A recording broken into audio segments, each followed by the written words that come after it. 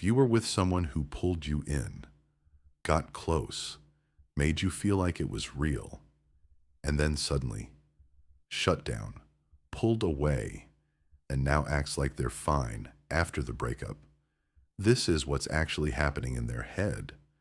Because what you're seeing on the outside, the distance, the silence, the coldness, is not the full story.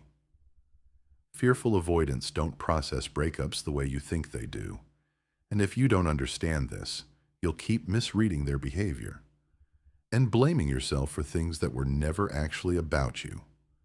Psychology research calls this disorganized attachment, and it's found in roughly 10 to 15% of adults. It develops in environments where connection felt both safe and unsafe at the same time. So their nervous system learns something contradictory. I need closeness to feel okay. But closeness is also what overwhelms me. And that conflict doesn't go away in relationships. It shows up the most when the relationship ends. So let's walk through what actually happens after a breakup, step by step, so you can understand what they're thinking, what they're feeling, and why their behavior feels so confusing. Phase 1. Relief and emotional shutdown. Right after the breakup, the dominant feeling is not sadness, it's relief. And this is where most people get it wrong, because from the outside, it looks like they didn't care. But what's actually happening is nervous system deactivation. Research on avoidant attachment shows that when emotional intensity gets too high, the brain shifts into downregulation, reducing emotional awareness to avoid overwhelm.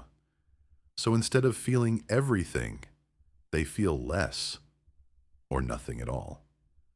Their thoughts during this phase are often, I needed this. I feel calmer now. This was too much for me. And that sense of relief can feel very real, because distance removes the pressure they were feeling in the relationship. But this isn't resolution, it's regulation. Phase 2. Suppression and justification.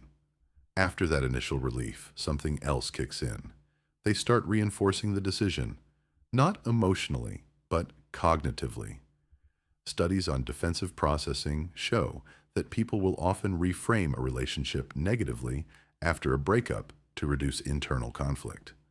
So they begin focusing on what didn't work, what felt off, why the relationship wasn't right. You might see them acting normal, distracted, even fine, but internally it sounds more like it wasn't right anyway. We weren't compatible. I just need to move on. And this part is important. They are not lying. But they are not accessing the full emotional picture either. They are managing it. Because fully feeling it would mean confronting the part of them that was attached. And that's the part that feels unsafe. Phase 3.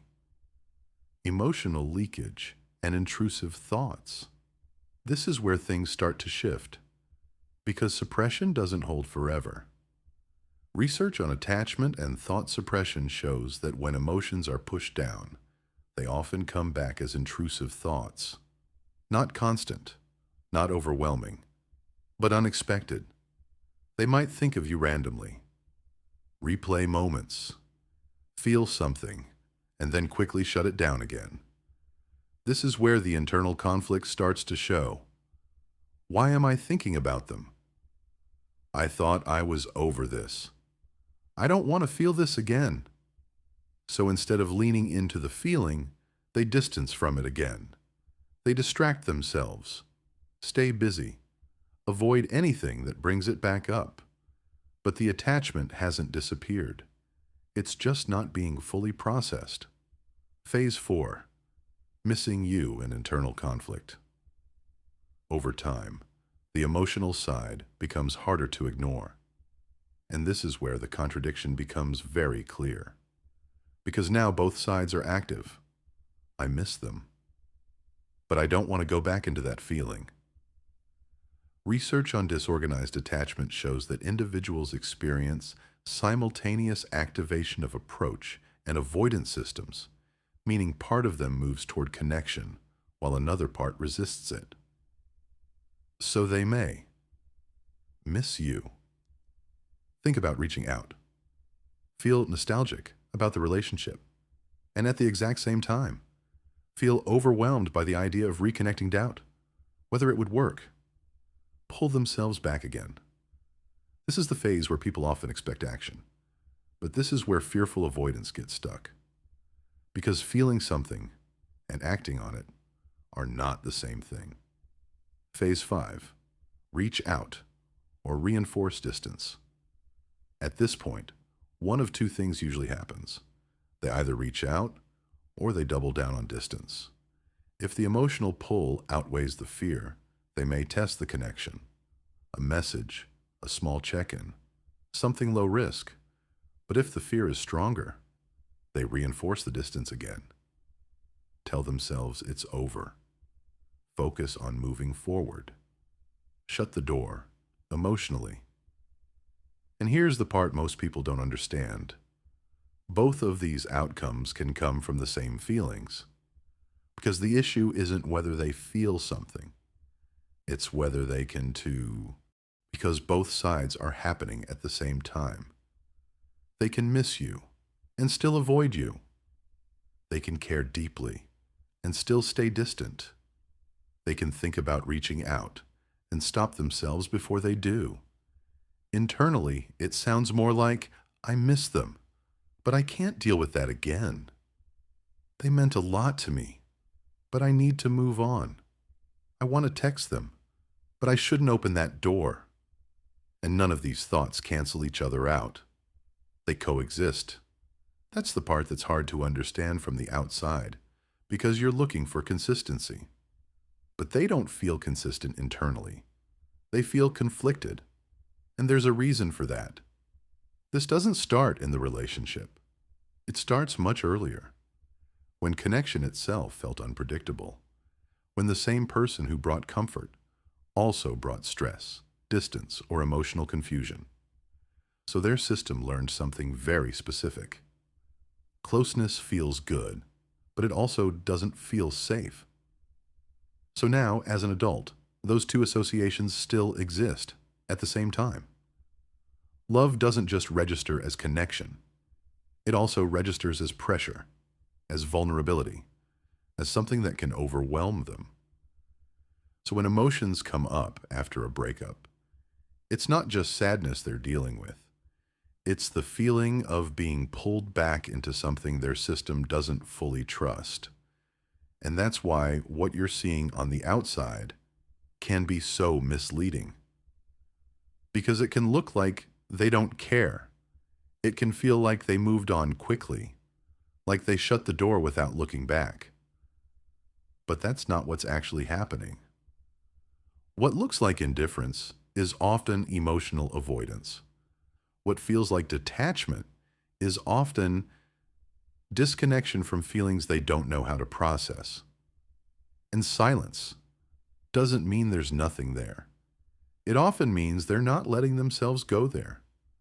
And once you understand that, their behavior starts to make a lot more sense.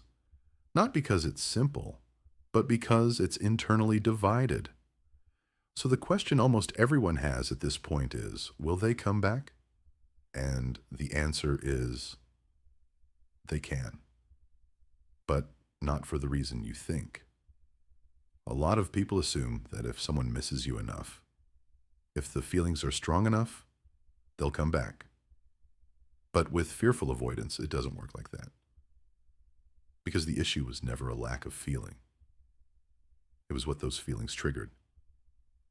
Fearful avoidance can miss you, think about you, replay moments, feel the absence of you in their life, and still not reach out. Not because they don't care, but because reconnecting means stepping back into something their system experienced as overwhelming. So what determines whether they come back isn't just emotion. It's tolerance. Can they tolerate the vulnerability? Can they sit in the discomfort of closeness without needing to escape it? Can they experience those feelings without shutting down or pulling away? If the answer is no, then even if they miss you, they'll stay away. Or they'll almost reach out, type the message, think about it, and then stop themselves. And this is where people get stuck waiting. Because you can feel that there was something real. You can feel that they cared. And that makes it harder to let go. But here's the part you need to understand. Missing you is not the same as being able to sustain a relationship with you. Feeling something is not the same as being able to act on it. And unless something changes on their side, awareness, emotional work, the ability to stay present, the same pattern that ended the relationship is still there.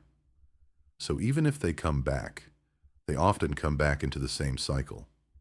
Connection, closeness, overwhelm, distance, again. And that's why this isn't really about whether they come back. It's about what happens if they do. Because if nothing has changed, you don't get a different relationship. You get a repeat. If you want to go deeper into this, especially how to recognize these patterns in real time and stop getting pulled back into the same cycle, subscribe. I'm going to keep breaking this down in a way that's clear, grounded, and actually useful. So you can start seeing what's really happening and make decisions from that place, not just emotion.